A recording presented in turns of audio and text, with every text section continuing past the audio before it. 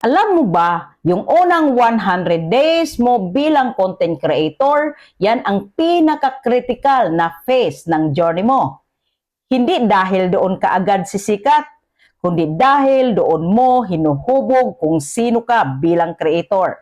Karamihan kasi mali ang expectation. Akala nila sa first 30 days dapat may followers na, dapat may views na, dapat may kita na. Pero ang totoo, ang first 100 days hindi para kumita, kundi para matuto. Isipin mo to, parang gym lang yan. Unang 100 days mo ba sa gym, mag-e-expect ka agad ng six-pack? Hindi, di ba? Ang goal mo muna, ma-develop ang habit, maayos ang form, ma-build ang discipline. Ganon din sa content creation. So ano ang dapat mong gawin sa first 100 days? Una, focus on output, not outcome. Sa unang 100 days, huwag kang masyadong mag-focus sa views. Mag-focus ka sa ilang content ang nagawa mo. Kasi ang growth mo, nasa dami ng reps mo. The more you create, the more you improve.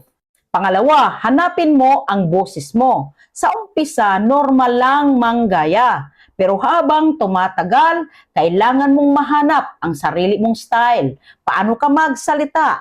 Ano ang tono mo? Anong message mo? Dito nabubuo ang identity mo.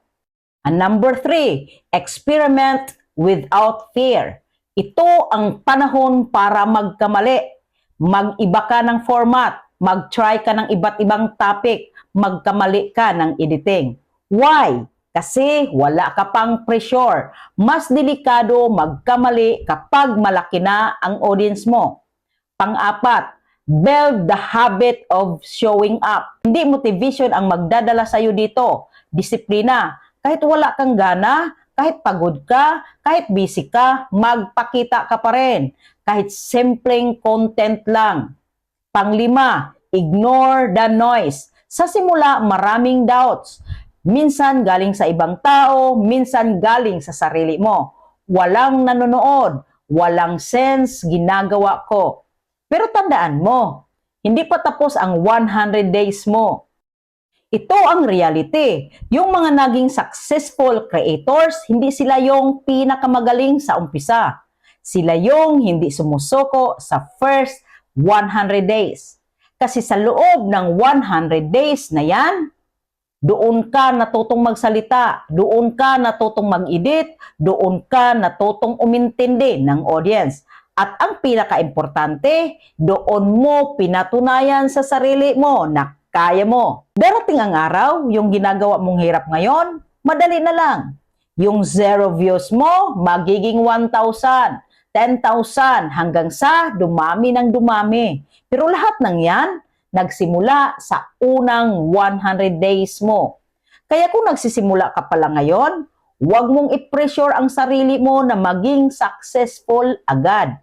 I-challenge mo ang sarili mo na tapusin ang 100 days. Kasi pagkatapos ng 100 days, hindi ka na pariho ng dati. Mas magaling ka na, mas matibay ka na, at mas handa ka na. The first 100 days rule is simple. Hindi mo kailangan maging perfect. Kailangan mo lang hindi tumigil. Natulungan ba kita sa video na ito? Paki-comment mo and see you in the comment section, Kamagnet.